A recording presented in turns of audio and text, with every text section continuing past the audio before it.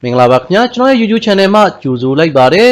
မိတ်ဆွေတို့ကိုဒီဗီဒီယိုဖိုင်လေးမှာဘုသူရာဖြစ်မျှဝေပေးနေတာကတော့ကားအသုံးပြုတဲ့အခါမှာဆောင်ရန်ရှောင်ရန်အချက်တွေနဲ့ပတ်သက်ပြီးတော့မိတ်ဆွေတို့ကိုဘုသူရာဖြစ်မျှဝေပေးနေတာပဲဖြစ်ပါတယ်ကားစီးကိုအသုံးပြုတော့မယ်ဆိုရင်သတိထားတဲ့အချက်များစွာလည်းရှိပါတယ်ဒါအပြင်လိုက်နိုင်ရမယ့်အချက်တွေရှောင်ကျဉ်ရမယ့်အချက်တွေများစွာရှိပါတယ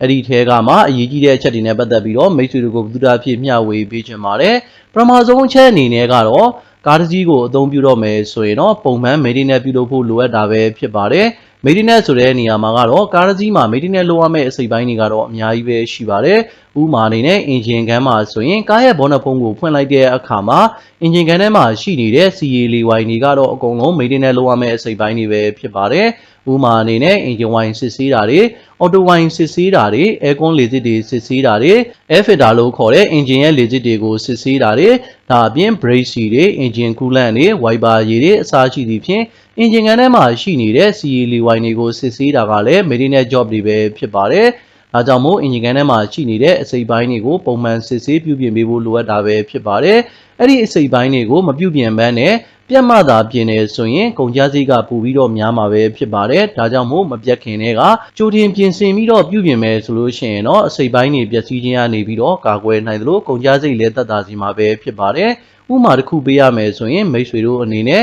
engine ရဲ့သက်တမ်းကိုရှည်ကြအောင် engine wine ကိုပုံမှန်စစ်ဆေးလဲလှယ်မယ်ဆိုရင် engine ရဲ့သက်တမ်းကိုလည်းရှည်ကြသလိုစီစားလည်းသက်သာမယ် engine ရဲ့ performance ကိုလည်းအပြည့်အဝရရှိစေမှာပဲဖြစ်ပါတယ်။ဒါအပြင် auto gear ကားတွေမှာဆိုရင် auto wine ကိုပုံမှန်စစ်ဆေးခြင်းအပြင် auto gear ဘောက်ပျက်စီးခြင်းကိုလည်းကာကွယ်စေနိုင်တာပဲဖြစ်ပါတယ်။ကာကွယ်ပေးနိုင်တာပဲဖြစ်ပါတယ်။ auto gear ဘောက်တွေမှာ auto စီကိုမလဲဘဲနဲ့အချိန်ကာလကြာကြီးဒီတိုင်းပဲအသုံးပြုတယ်ဆိုရင်auto စီကလည်းမဲသွားမယ်မဲသွားပြီးတော့ auto gear ဘောက်ရဲ့စွမ်းဆောင်ရည်ကလည်းကျသွားမယ်ဒါအပြင်ထဲမှာရှိနေတဲ့အစိတ်ပိုင်းတွေလည်းပျက်စီးစေနိုင်တာပဲဖြစ်ပါတယ်နောက်ဆုံးလုံးဝပျက်စီးသွားတယ်ဆိုရင်တော့ gear ဘောက်အလုံးလိုက်လဲရတဲ့အဆင့်ထိဖြစ်နိုင်ပါတယ်ဒါဆိုရင်တော့ကုန်ကျစရိတ်တွေကများစွာကျစေနိုင်တာပဲဖြစ်ပါတယ်ဒါကြောင့်မို့ auto စီတွေ engine wine တွေကိုပုံမှန်စစ်ဆေးလဲလှယ်ပေးဖို့လိုအပ်တာပဲဖြစ်ပါတယ်ပုံမှန်ဆိုလို့ရှိရင်တော့ engine wine ကကီလို9000မှာတစ်ကြိမ်စစ်ဆေးလဲလှယ်ပေးဖို့လိုအပ်တာပဲဖြစ်ပါတယ်။ auto စီဆိုရင်တော့ကီလို2000မှာတစ်ကြိမ်ပုံမှန်စစ်ဆေးလဲလှယ်ဖို့လိုအပ်တာပဲဖြစ်ပါတယ်။အဲ့ဒီလိုပဲ aircon လေစစ်တွေ engine လေစစ်တွေကိုလည်းစစ်ဆေးပေးဖို့လိုအပ်တာပဲဖြစ်ပါတယ်။ engine လေစစ်ကိုမစစ်ဆေးဘဲနဲ့ဒီတိုင်းပဲအသုံးပြုတယ်ဆိုရင် engine တွေကိုဝင်လာတဲ့လေထဲမှာပါဝင်နေတဲ့အမှုန်တွေကိုကောင်းကောင်းမစစ်နိုင်တဲ့အခါမှာလေထဲမှာပါဝင်နေတဲ့အမှုန်တွေကလေစစ်ကိုဖျက်ပြီးတော့ engine တွေကိုဝင်သွားတယ်ဆိုရင်engine ရဲ့သက်တမ်းကလည်းတိုးစေနိုင်တာပဲဖြစ်ပါတယ်။ဒါကြောင့်မို့ engine လေစစ်တွေကိုလည်းစစ်ဆေးပေးဖို့လိုအပ်သလို aircon စနစ်မှာအသုံးပြုတဲ့ aircon လေစစ်တွေကိုလည်းပုံမှန်စစ်ဆေးပေးဖို့လိုအပ်တာပဲဖြစ်ပါတယ်။ aircon လေစစ်ကိုမစစ်ဆေးဘဲနဲ့ဒီတိုင်းသုံးတဲ့အခါမှာကားရဲ့အတွင်းထဲကိုဝင်လာတဲ့လေထဲမှာအမှုန်တွေပါလာမယ်။ဒါဆိုရင်ကားအသုံးပြုတဲ့သူအတွက်ကိုကျန်းမာရေးထိခိုက်စေနိုင်သလို aircon စနစ်အတွက်လည်းပြစ်ချက်ဖြစ်စေနိုင်တာပဲဖြစ်ပါတယ်။ evaporator လို့ခေါ်တဲ့အေးအေးကွိုင်မှာဖုန်နေမှုန်နေကတ်တဲ့အခါမှာ evaporator ကွိုင်ကပေါက်နိုင်တာပဲဖြစ်ပါတယ်။တကယ်လို့ evaporator လို့ခေါ်တဲ့အေးကွိုင်ပေါက်တဲ့အခါမှာကားရဲ့ dashboard ကိုဖွင့်ပြီးတော့မှပြုပြင်စစ်ဆေးရတာဖြစ်တဲ့အတွက်ကိုကုန်ကျစရိတ်ကလည်းများမှာပဲဖြစ်ပါတယ်။ဒါကြောင့်မို့ပုံမှန်စစ်ဆေးပြုပြင်တဲ့အစိတ်ပိုင်းတွေကိုပုံမှန်စစ်ဆေးပြုပြင်ဖို့လိုအပ်တာပဲဖြစ်ပါတယ်။ဒါကြောင့်မို့အရေးကြီးဆုံးအချက်ကတော့ maintenance လို့ခေါ်တဲ့ပုံမှန်စစ်ဆေးပြုပြင်ဖို့လိုအပ်တာပဲဖြစ်ပါတယ်။နောက်ထပ်အရေးကြီးတဲ့အချက်တစ်ခုကတော့တာယာတွေကိုစစ်ဆေးပေးဖို့လိုအပ်တာပဲဖြစ်ပါတယ်။တာယာတွေကိုစစ်ဆေးတဲ့အခါမှာတာယာရဲ့သက်တမ်းကလည်းအရေးကြီးပါတယ်။ဘလောက်ကောင်းတဲ့တာယာပဲဖြစ်ဖြစ်တာယာရဲ့သက်တမ်းကတော့အများဆုံး maximum အနေနဲ့6နှစ်ပြီးတာပဲဖြစ်ပါတယ်။တာယာသက်တမ်းက6နှစ်ပြည့်သွားတဲ့အခါမှာတော့အလုံးလိုက်လဲပေးတင်တာပဲဖြစ်ပါတယ်။ဒီလိုပုံစံမျိုးတာယာသက်တမ်းကို6နှစ်ပြည့်တဲ့အခါမှာမလဲဘဲနဲ့ပေးပြီးတော့သုံးမယ်ဆိုရင်အခက်မသိရင်တာယာပွင့်ထွက်သွားနိုင်တာပဲဖြစ်ပါတယ်။ခါလေးကြရင်တာယာတွေကမသုံးမဲထားတဲ့အခါမှာတာယာပန်းကတော့ကျန်တယ်ဒါပေမဲ့သူ့ရဲ့သက်တမ်းက6နှစ်ပြည့်သွားတာလည်းကြုံနိုင်ပါတယ်ဘလို့ပဲဖြစ်ဖြစ်တာယာရဲ့ပန်းကျန်တာပဲဖြစ်ဖြစ်တာယာရဲ့သက်တမ်းကုန်သွားတဲ့အခါမှာတာယာတွေကိုတော့လဲပေးတင်တာပဲဖြစ်ပါတယ်ဒါအပြင်တာယာရဲ့လေပေါင်ကိုလည်းပုံမှန်စစ်ဆေးပေးဖို့လိုအပ်တာပဲဖြစ်ပါတယ်တာယာရဲ့လေပေါင်ကိုစစ်ဆေးခြင်းအပြင်တာယာရဲ့သက်တမ်းကိုလည်းရှည်ကြာစေနိုင်တာပဲဖြစ်ပါတယ်။တာယာပန်းတွေအစားမညီတာကလည်းတာယာလေပေါင်ကြောင့်လည်းဖြစ်နိုင်ပါတယ်။ဒါအပြင်အောက်ပိုင်းစနစ်ကြောင့်လည်းဖြစ်နိုင်ပါတယ်။တာယာလေပေါင်သာပုံမှန်ချိန်ပြီးမယ်ဆိုရင်ကားကိုလည်းစီစားသက်သာစေနိုင်တာပဲဖြစ်ပါတယ်။ဒါအပြင်steering wheelကိုထိန်းချုပ်တဲ့အခါမှာလည်းသက်သာရှိနေမှာပဲဖြစ်ပါတယ်။လေပေါင်နည်းနေတဲ့အခါမှာဆိုလို့ရှိရင်တော့ steering wheel ရတာကလည်းခက်ခဲမှာပဲဖြစ်ပါတယ်။ဒါကြောင့်မို့တာယာလေပေါင်တွေကိုလည်းပုံမှန်စစ်ဆေးပေးဖို့လိုအပ်တာပဲဖြစ်ပါတယ်။တာယာလေပေါင်တွေကကားစီးနဲ့စီးကတော့အနည်းငယ်ကွာခြားနိုင်ပါတယ် တာယာလေးပေါင်းလေးကိုပုံမှန်စစ်ဆေးဖို့လိုအပ်တဲ့အခါမှာ driver side မှာရှိနေတဲ့ကားတကားကိုဖွင့်လိုက်တဲ့အခါမှာကားတကားရဲ့ဘောင်မှာဆိုရင်သတ်မှတ်ထားတဲ့တာယာလေးပေါင်းသတ်မှတ်ထားတဲ့တာယာ site ကိုတေချာဖော်ပြပေးထားတာပဲဖြစ်ပါတယ်။အဲ့ဒီထဲကအတိုင်းတာယာလေးပေါင်းကိုဖြည့်ပေးဖို့လိုအပ်တာပဲဖြစ်ပါတယ်။ဒါအပြင်တာယာ site ကိုလည်းအမှန်အသုံးပြုစေချင်တာပဲဖြစ်ပါတယ်။တာယာ site မမှန်တာကြောင့်လည်းအင်ဂျင်နဲ့ဂီယာကိုလည်းထိစေနိုင်တာပဲဖြစ်ပါတယ်။နောက်ထပ်အရေးကြီးတဲ့အချက်ကတော့ wine check ပဲဖြစ်ပါတယ် engine wine ကိုစစ်ဆေးပေးဖို့လိုအပ်တာပဲဖြစ်ပါတယ်ဒါကလည်းမိတ်ဆွေတို့ကိုထပ်မံရှင်းပြခဲ့သလိုပဲ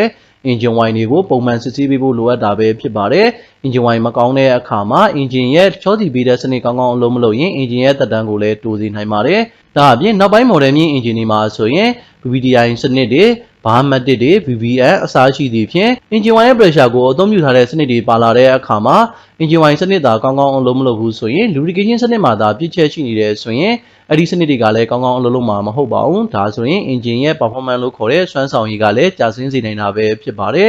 ်ဒါအပြင် engine wine ကိုမလဲဘဲနဲ့အချိန်ကာလကြာကြီးသုံးတဲ့အခါမှာ engine wine line တွေမှာလည်းဂျိုးတွေကတ်နိုင်ပါတယ်ဒါဆိုရင်ကြာလာတဲ့အခါမှာချောစီပေးတဲ့စနစ်ကိုလည်းထိခိုက်စေပြီးတော့ဘယ်တွင်တွေကိုလည်းပေါစားစေနိုင်တာပဲဖြစ်ပါတယ်ဒါကြောင့်မို့ engine wine ကိုလည်းပုံမှန်စစ်ဆေးပေးဖို့လိုအပ်တာပဲဖြစ်ပါတယ် engine wine ကိုသတ်မှတ်ထားတဲ့ level အတွင်းမှာရှိနေရမှာပဲဖြစ်ပါတယ် full ဆိုတဲ့အမှတ်ရဲ့ low ဆိုတဲ့အမှတ်ရဲ့ကြားမှာရှိနေရမှာပဲဖြစ်ပါတယ် engine wine ကိုသတ်မှတ်ချက်တက်လည်းပို့ပြီးတော့မထည့်သင့်ပါဘူးသတ်မှတ်ချက်ထက်လည်းအောက်ကိုယော့ပြီးတော့မထည့်သင့်ပါဘူးယော့ထည့်တယ်ဆိုလို့ရှိရင်လည်းပြဿနာရှိပါတယ်ပို့ပြီးတော့ထည့်မိတယ်ဆိုလို့ရှိရင်လည်းပြဿနာရှိပါတယ်ဒါကြောင့်မို့ engine wine ကိုသတ်မှတ်ထားတဲ့ level အတွင်းရှိနေဖို့လိုအပ်တာပဲဖြစ်ပါတယ်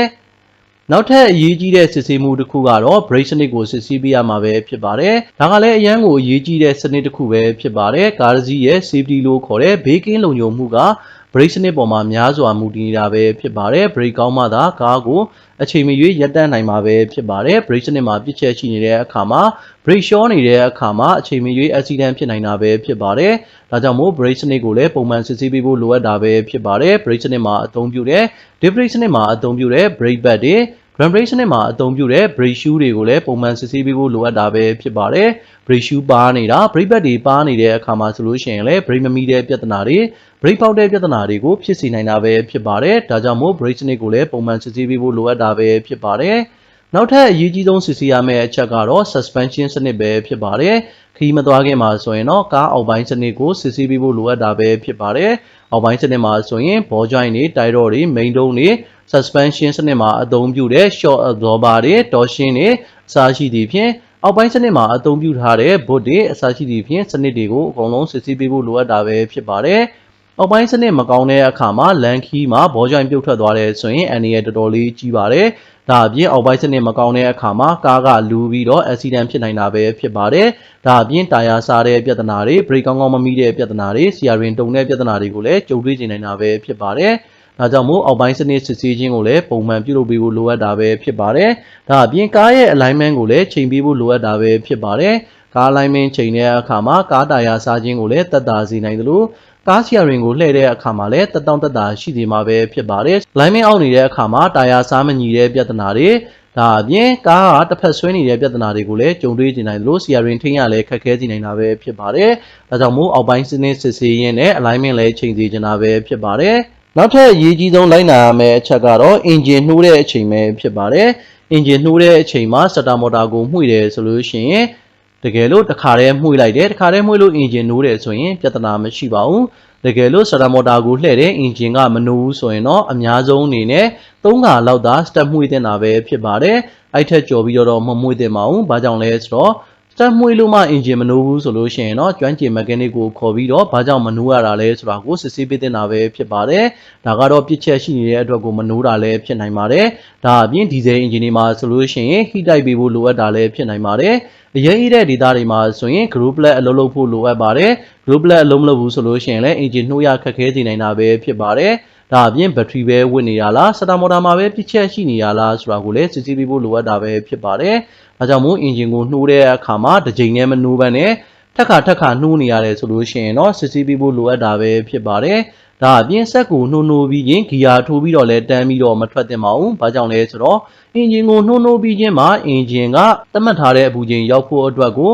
အချိန်နည်းနည်းတော့ယူရပါတယ်ဥမာအနေနဲ့စက္ကန့်30လောက်တော့အချိန်ယူရပါတယ်အဲ့ဒီအချိန်မှာဆိုတော့အင်ဂျင် RPM က1200 1300လောက်ထိမြင့်နေမှာပဲဖြစ်ပါတယ်အင်ဂျင်အပူချိန်ပုံမှန်ရောက်သွားတဲ့အချိန်မှသာကားကိုအသုံးပြုသင့်တာပဲဖြစ်ပါတယ်အဲ့လိုမဟုတ်ဘဲနဲ့ဆက်နှိုးနှိုးပြီးချင်းကားကိုထွက်သွားတဲ့အခါမှာအင်ဂျင်လဲနာသလိုဂီယာဘောက်လည်းနာစေနိုင်တာပဲဖြစ်ပါတယ်သူရဲ့သက်တမ်းကိုတိုးစေနိုင်တာပဲဖြစ်ပါတယ်ဒါကြောင့်မို့ဆက်နှိုးပြီးတော့ခဏနေပြီးတော့မှသာဂီယာထိုးပြီးတော့ထွက်စေချင်တာပဲဖြစ်ပါတယ်နောက်ထပ်အရေးကြီးဆုံးအချက်ကတော့ဆက်နှိုးနှိုးပြီးချင်းလီဗာဖိနေတာပဲဖြစ်ပါတယ်အဲ့ဒီချက်ကလည်းလုံးဝမလုပ်တဲ့အချက်ပဲဖြစ်ပါတယ်ဆက်နှိုးနှိုးချင်းမှာတော့သူ့ရဲ့စလိုးအတိုင်းပဲထားစေချင်တာပဲဖြစ်ပါတယ်အဲ့လိုမဟုတ်ဘဲနဲ့ဆက်နှိုးနှိုးချင်းမှာလီဗာကိုဖိနေလိုက်တဲ့အခါမှာအင်ဂျင်ရဲ့ lubrication စနစ်ကကောင်းကောင်းအလုပ်မလုပ်သေးဘူးအဲ့ဒီရဲ့အချိန်မှာလီဗာကိုဖိနေလိုက်တဲ့အတွက်အင်ဂျင်ရဲ့လေပတ်မှုကအရန်ကိုမြင့်သွားတယ်အဲ့ဒီအခါမှာဘယ်ရင်တွေကိုပွန်းစားစေနိုင်တာပဲဖြစ်ပါတယ်ကြာလာတဲ့အခါမှာအင်ဂျင်ကအကြီးစားပြုပြင်ရတဲ့အဆင့်ထိဖြစ်နိုင်ပါတယ်ဒါကြောင့်မို့အင်ဂျင်ကိုနှိုးနှိုးပြီးချင်းလီဗာဖိနေခြင်းကိုလည်းရှောင်ကျဉ်စေချင်တာပဲဖြစ်ပါတယ်ဒါကတော့ကားတစ်စီးမှာအသုံးပြုတဲ့အခါမှာဆောင်ရန်ရှောင်ရန်အချက်လေးတွေပဲဖြစ်ပါတယ်နံပါတ်1အနေနဲ့ကတော့ပုံမှန်စစ်ဆေးပြုပြင်ခြင်းလို့ခေါ်တဲ့ maintenance job ကိုလှုပ်ဆောင်စေချင်တာပဲဖြစ်ပါတယ်နံပါတ်2အနေနဲ့ကတော့အင်ဂျင်ခန်းကိုလည်းတစ်ပတ်တစ်ခါစစ်ဆေးပေးသင့်တာပဲဖြစ်ပါတယ်စီရီလေးဝိုင်းတွေကိုဘောနက်ဖုံးဖွင့်ပြီးတော့စစ်ဆေးပေးသင့်တာပဲဖြစ်ပါတယ်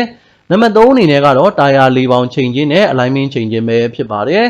ဒါအပြင်နံပါတ်4အနေနဲ့ကတော့အောက်ပိုင်းနဲ့ brake စစ်ဆေးခြင်းကိုလည်းလှုပ်ဆောင်ပေးသင့်တာပဲဖြစ်ပါတယ်နံပါတ်5အနေနဲ့ကတော့ဆက်နှိုးပြီးချင်းဂီယာထိုးပြီးတော့မထွက်ရတဲ့အချက်ပဲဖြစ်ပါတယ်ဆက်နှိုးပြီးချင်းဂီယာထိုးပြီးတော့ထွက်တဲ့အခါမှာအင်ဂျင်နဲ့ဂီယာဘောက်ရဲ့သက်တမ်းကိုလည်းတိုးစေနိုင်ပါတယ်နံပါတ်6အချက်ကတော့စတာမော်တာကို3ချိန်ထပ်ပို့ပြီးတော့မလှည့်သင့်တာပဲဖြစ်ပါတယ်